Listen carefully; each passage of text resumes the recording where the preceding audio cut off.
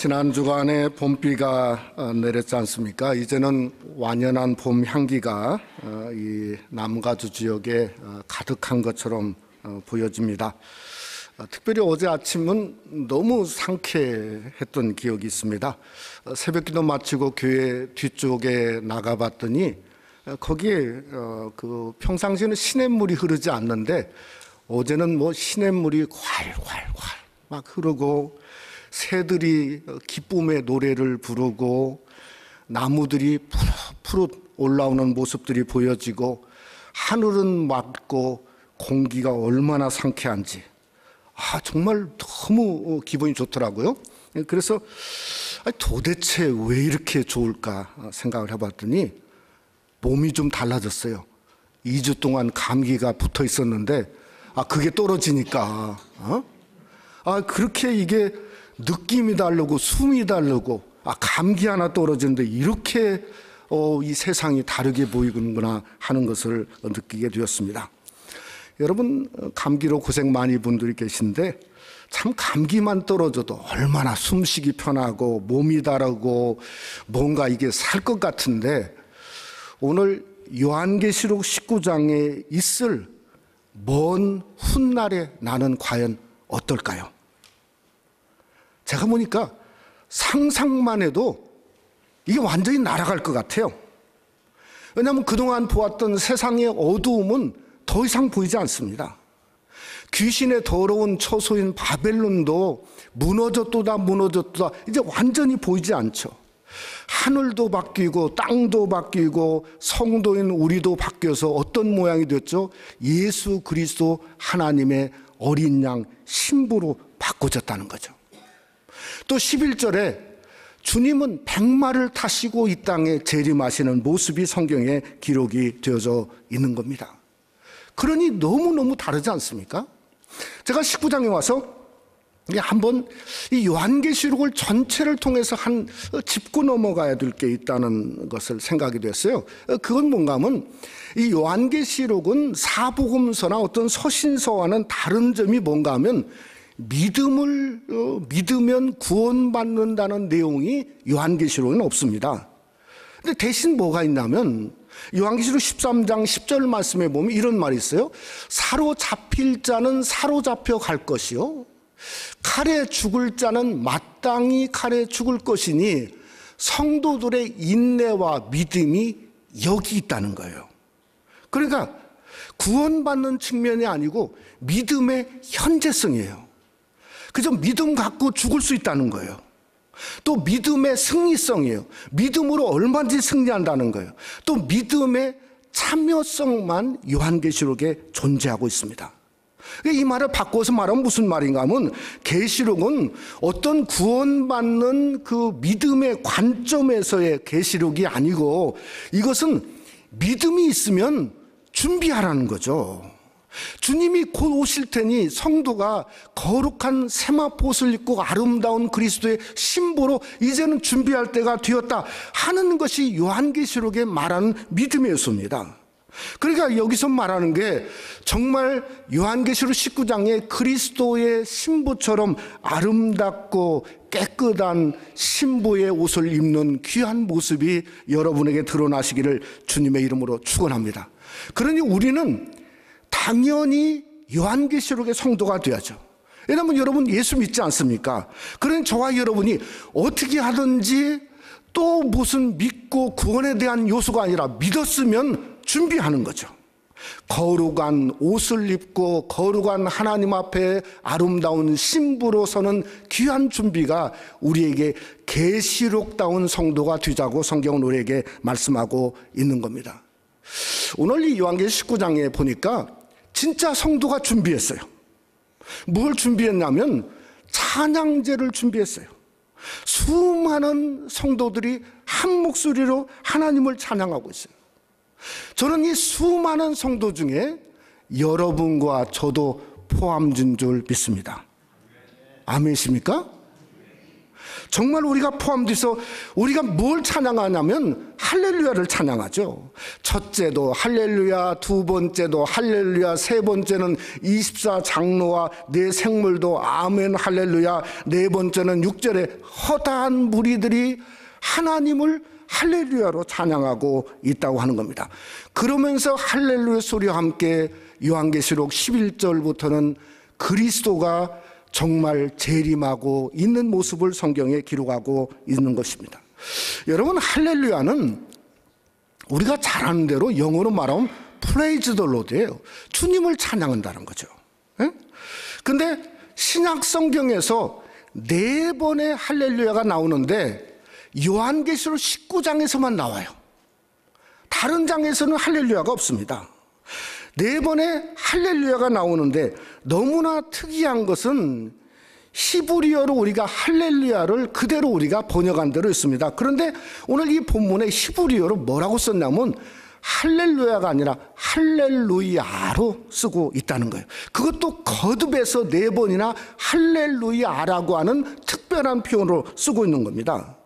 아니, 도대체 할렐루야는 뭐고 할렐루야는 뭔가? 그 의미가 사실은 별로 다르지 않습니다. 그런데 어떤 동작적으로 달라요. 어떻게 다르냐면 우리 유정상 집안이 성가대를 쥐하는 것처럼 쥐병을 들고 자 찬양하자 하고 들고 있는 이 순간, 쉽게 말하면 Let's praise the Lord죠. 자, 우리 찬양합시다 하는 게 히브리어의 음역에 의해서 뭔가 그게 할렐루야라는 겁니다. 그러니까 이건 뭔가 지금 찬양이 시작되는 시작점이죠. 어떤 시작점이냐면 새로운 세대가 열려지는 거예요. 정말 새하늘과 새 땅이 활짝 열려지는 거예요. 그래서 그 나라가 무슨 나라인가? 그리스도의 나라요, 할렐루야의 나라요, 영원한 천국의 새로운 나라가 열려진 겁니다. 14만 4천의 만국 성도가 하나님을 찬양하고 그리스도만 찬양하는 찬양의 노래가 할렐루야라고 하는 이 말을 통해서 우리에게 새 시대의 신호탄을 쏘아보내고 있다는 겁니다. 그래서 1절에 할렐루야, 구원과 영광과 능력이 우리 하나님께 있도다. 할렐루야 아멘. 우리의 정말 똑같은 찬양도 구원과 영광과 능력이 누구에게요? 하나님께 있도다 하는 이 시발점, 어떤 신호탄에 우리도 함께 찬양하는 거죠. 함께 영광 돌리는 겁니다. 그래서 오늘은 우리 19장에 와서 저와 여러분이 어디에 다름 아닌 이 할렐루야의 찬양대에 여러분을 말씀 속으로 초대하고 싶습니다. 정말 어떤 모습인가? 여러분은 그냥 성가대원의 모습이 아니고 가장 아름다운 신부로 초대하고 싶은 거예요. 9절 말씀해 보니까 뭐죠? 혼인잔치에 청함을 받은 자가 복이 있도다. 혼인잔치에 여러분이 신부로, 그리스도의 신부로 지금 주님이 우리를 초청하고 있는 거죠. 그러니 하나님 앞에서 축복된 영원한 나라의 그리스도의 신부로서 그 아름다움과 기쁨이 오늘 또 요한계시록 19장을 상고하는 저와 여러분이 초청되어서 진정한 할렐루야의 아름다운 기쁨이 우리 속에 드러나고 마지막 그날에도 함께 찬양 부르는 귀한 역사가 오늘 말씀을 통해서 함께 하시기를 주님의 이름으로 축원합니다. 첫째로 천상의 성도들은 할렐루야를 찬양하고 있습니다. 지난 주간에 아주 유명한 분이 세상을 떠나셨죠. 스티븐 호킹이라고 여러분 아시지 않습니까?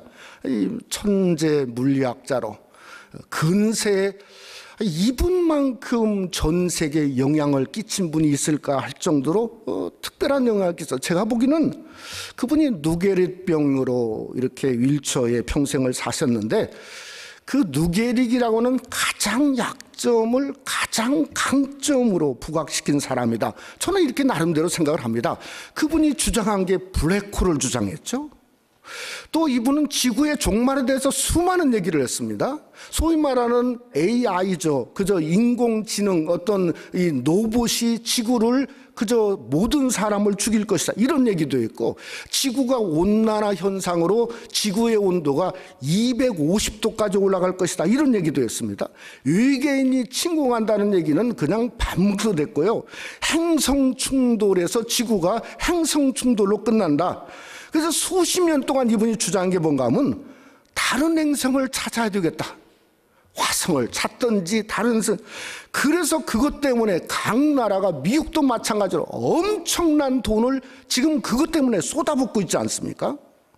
저는 고인된 분에게 정말 죄송하지만 그분이 말한 해결책은 진짜 다 공산적입니다. 왜냐하면 공상적이에요. 아니, 누가 우주여행 갈 수 있어요? 세상에 몇 사람이 가겠습니까? 아니, 자기도 못 갔는데요. 아마 그분 올라가기도 전에 끝났을 겁니다. 아니, 화성 가자. 그럼 화성 갔다고 칩시다.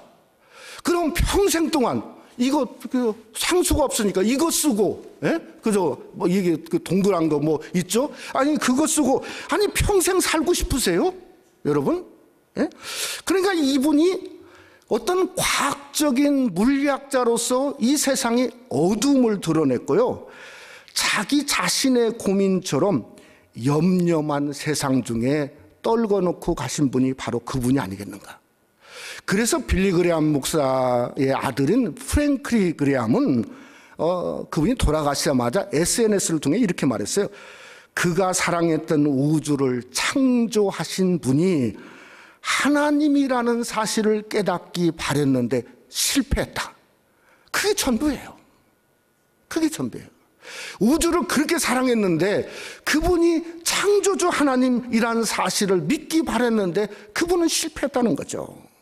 그러니까 실패한 말 그대로 요한계시록 19장의 할렐루야 찬양제는 그분은 들어올 수가 없는 겁니다. 혹시 모르죠. 그러나 지금까지는 못 들어올 것 같아요. 여러분, 할렐루야에 거기 부를 수 있는 자격은 뭐죠? 하나밖에 없습니다. 우리가 잘 아는 말씀이죠. 요한복음 3장 16절 말씀, 우리 한번 다 같이 함께 한번 봉독해 볼까요? 하나님이 세상을 이처럼 사랑하사 독생자를 주셨으니 이는 그를 믿는 자마다 멸망치 않고 영생을 얻게 하려 하심이니라. 그게 뭐죠? 우리가 예수님을 믿는 거죠. 예수 믿으면 그리스도의 영생이 우리 가운데 있고, 영생뿐만 아니라 영생이 있는 자는 뭔가 그리스도의 신부로서 요한계시록 19장에 할렐루야를 부를 수 있는 자격이 주어진다고 성경은 우리에게 말씀하고 있다는 겁니다. 저는 이 할렐루야 찬양제의 모습을 보았을 때 마치 성가대 칸타타 모습 같아요. 1절에 보니까 3부 찬양 같아요. 왜 그런가 하면 할렐루야, 구원과 영광과 능력이 우리 하나님께 있도다. 1부는 뭔가 하면 구원에 관한 찬양이에요. 2부는 영광입니다. 3부는 뭐죠? 능력이에요. 첫째는 뭡니까? 그러니 구원이죠. 아무리 세상 천하를 다 가져보고 누린다 해보지만, 그러나 인생은 일장춘몽인데 구원받지 못하면 아무것도 아닙니다. 아니, 우주를 꿰뚫어서 블랙홀을 갖다 만졌다 할지라도 구원받지 못했으면 지옥에 들어갈 수밖에 없는 겁니다. 왜 그러죠? 그리스도의 신부가 되지 못하니까 참여할 수가 없죠. 헛된 인생 사는 거죠. 이분은 영광입니다. 하나님만이 영광의 하나님이시죠. 그러니까 하나님은 모든 성도를 통해서 영원히 영광받을 하나님이신 줄 믿으시기를 주님의 이름으로 축원합니다. 그게 합당하신 분이에요. 3부는 뭔가? 능력입니다. Mighty God. 여러분, 다윗은 대단한 능력을 가졌어요. 그래서 이스라엘 12지파를 통합하고 정말 이스라엘의 모든 그 권세와 능력을 손에 줬습니다. 그런데 그가 하나님의 능력을 아는 거죠. 그래서 그가 역대상 29장 12절 말씀에 보면 이렇게 고백했어요. 부와 귀가 주께로 말미암고 또 주는 만물의 주대가 되사 손에 권세와 능력이 있사오니 모든 사람을 크게 하심과 강하게 하심이 주의 손에 있나이다. 그러니 다윗이 하나님 축복을 받을 수밖에 없잖아요. 왜냐? 부귀와 존귀가 다 주님의 손에 있고 그저 강하게 하심과 크게 하심과 모든 것이 다 하나님의 손에 있다는 거예요. 그러니 하나님께 맡기고 하나님께 맡기니 다윗의 나라를 축복하시죠. 그래서 저와 여러분이 우리의 삶을 하나님께 맡길 때 하나님을 통해서 그 놀라운 은혜와 다윗의 복이 여러분 속에 함께 하시기를 원합니다. 그래서 우리의 찬양은 구원의 하나님이에요. 영광의 하나님이에요. 능력의 하나님만 찬양하는 그 은혜가 우리 삶 속에 있기를 원합니다. 저는 6절에 보니까 할렐루야 하나님을 찬양하는데 특별한 말을 했어요. 허다한 무리의 음성과도 같고, 또 다음은 뭐라겠냐면 많은 물소리와도 같고, 또 세 번째는 뭐랬냐면 큰 우레소리와도 같다. 아니 도대체 이게 뭘까 생각해 보니까 이게 막 성도들이 그냥 엄청 소리를 지르는 거예요. 그냥 할렐루야가 이게 막 수억억의 그 많은 성도들이 이제 마지막에 하나님을 찬양하는데 이게 그걸로 마치 하늘이 떠나가고 땅이 떠나갈 큰 소리 같아요. 근데 특별한 게 세 구분을 했어요. 같고 같다. 이게 어떻게 세 구분, 사도 요한이 뭔가 의미가 있는 것 같아요. 첫째로 허다한 무리의 음성은 우리가 잘 압니다. 또 마지막에 큰 우레소리와도 같은데 아마 이 사도 요한의 의도가 중간 것 같아요. 이 중간게 뭐죠? 많은 물소리와도 같고. 예? 아니 도대체 많은 물소리가 뭘까요? 예? 요한계시록 14장에도 하늘의 음성, 성도들의 소리가 많은 물소리 같다 이렇게 말했어요. 여러분, 많은 물소리는 어쩌면 이 세상에 그냥 엄청난 물들이 쏟아지는 물처럼 한꺼번에 그 모습, 그러니까 대단히 크고 신비하고 신묘막측하고 엄청난 물소리다 이렇게 우리가 피상적으로 생각할 수 있어요. 근데 그건 사도 요한의 의미가 아닌 것 같아요. 정확한 의미를 성경적으로 알 필요가 있습니다. 계시록에서 알 필요가 있죠. 어디서 볼 수 있냐면 사도 요한이 요한계시록 1장에 영광의 그리스도 주님을 보자마자 요한계시록 1장에 이렇게 기록했습니다. 1장 15절 말씀에 보면 그의 발은 풀무불에 빛난 주석 같고, 다 같이 하죠. 그의 음성은 많은 물소리 같으며. 여러분, 그의 음성이 누구죠? 그리스도의 음성, 영광의 그리스도의 음성은 똑같다고. 뭐 같다고요? 많은 물소리 같다는 거예요. 그래야 사도 요한이 지금 이 얘기를 요한계시록 19장에서 하고 싶은 겁니다. 뭔가 하면 천상의 성도들의 목소리를 들으니 내가 요한계시록 1장에서 예수 그리스도를 처음 보았을 때 그때 들었던 음성과 똑같다는 거예요. 똑같다는 거예요. 무엇을 말하고 있냐면 그리스도의 신부는 목소리까지도 그리스도를 담고 있다 지금 말씀을 하고 있는 겁니다. 어떻게 담죠? 사랑의 음성, 자비의 음성, 하나님만 사랑하는 그 음성을 그저 그 성도들이 담고 있다고 지금 성경에서 말씀하고 있는 겁니다. 여러분, 마태복음 11장에 주님은 이렇게 말합니다. 나는 온유하고 겸손하니 내게로 와서 배우라. 여러분, 그저 주님께로 가서 배우는데 담는 것은 그냥 되지 않습니다. 부부가 담는다고 그러죠. 어떻게 해서 담죠? 다른 사람들이 살다 보니까 같이 만나 하나 되다 보니까 담는 거예요. 그러니 우리도 예수님 가까이 하고 예수님 사랑하고 예수님만 사모하고 예수님과 동행하면 뭔가 목소리까지도 담는 많은 물소리가 여러분에게 그저 똑같은 음성이 날 줄 믿으시기를 주님의 이름으로 축원합니다. 그러니 할렐루야 찬양은 성가대의 3부 4부건 하모니가 아니에요. 이건 뭐죠? 신앙 고백이에요. 신앙. 내가 주님 가까이 하고 주님 따르고 주님만 의지했던 여러분의 그 헌신수고 신앙이 많은 물소리고, 그게 할렐루야 찬양이라는 거예요. 여러분의 우리 삶 속에 그래서 더 사순절에 십자가에 가까이 함으로 말미암아 그리스도를 닮는 귀한 은혜가 함께 하시기를 주님의 이름으로 축원합니다. 두 번째로, 천상의 성도들은 예수 그리스도의 신부가 되었습니다.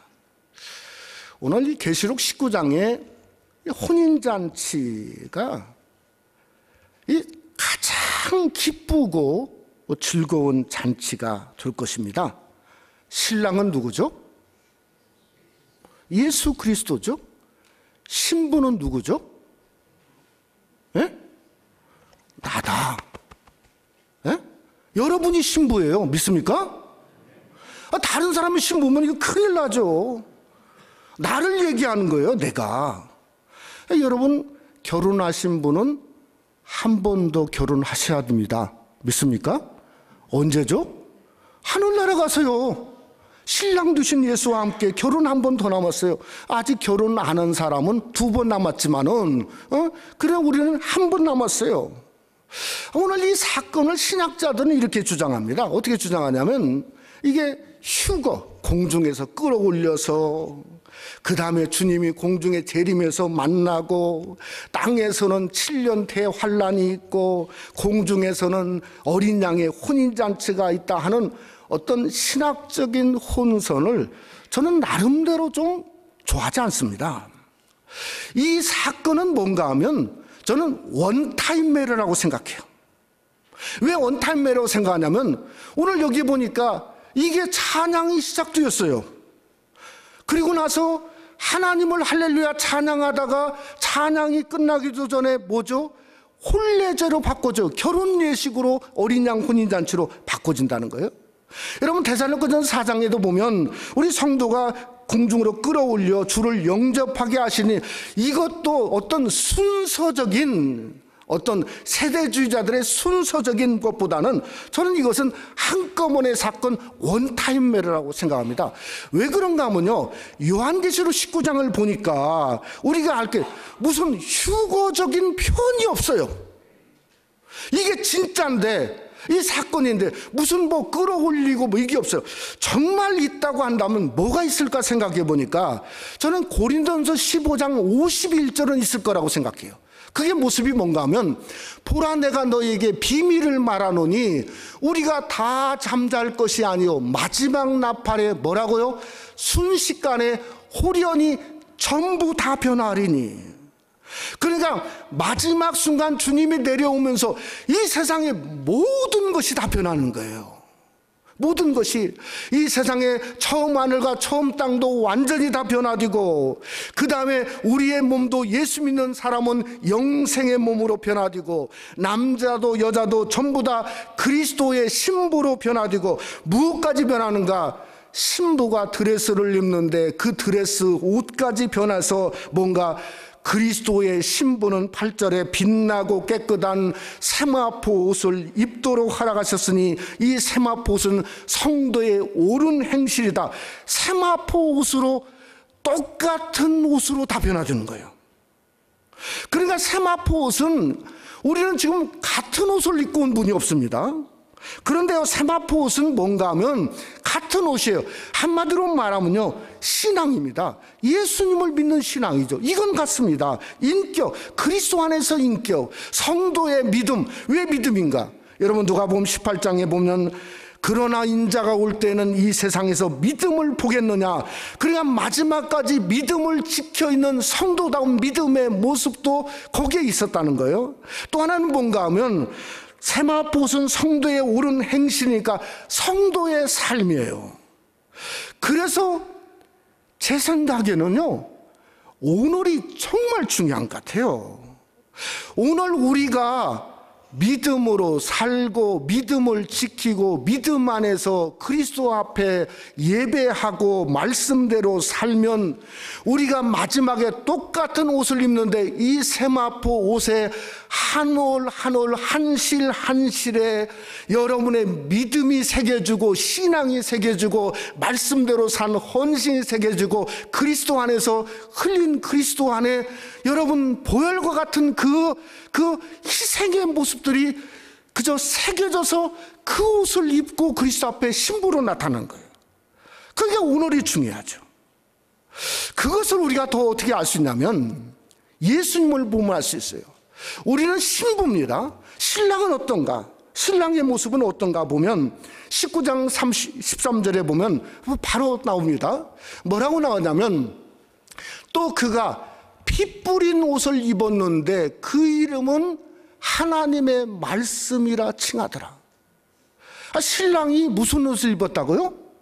옷을 입었는데 피 뿌린 옷이에요. 근데 그게 하나님 말씀이에요. 이게 무슨 말이죠? 이게? 아니 주님이 말씀대로 사셨어요. 말씀을 떠나본 적이 없어요. 말씀대로 행하셨어요. 말씀 위에는 앉아본 적도 없고 서본 적도 없고 그저 들어가 본 적도 없습니다. 그러니 말씀대로 붙들고 살고 말씀이 육신이 오셔 살았으니까 예수님이 이 땅에 오신 것도 우리의 세마포과 똑같이 말씀만 있었으니 무슨 옷을 입었다고요? 그 이름은 하나님의 말씀이라 칭하더라. 말씀의 옷이 예수 그리스도의 옷이 되었다고 성경은 우리에게 말씀하고 있다는 거죠. 저는 오늘 이 말씀을 보면서 이 6절에 나오는 이 시제가 참 은혜가 되더라고요. 6절에 보니까 이런 말이 있어요. 그에게 빛나고 깨끗한 옷을 입도록 허락하사. 이 입도록 허락했다. 이것은 능동태가 아니에요. 예? 그러니까 내가 입는 게 아니에요.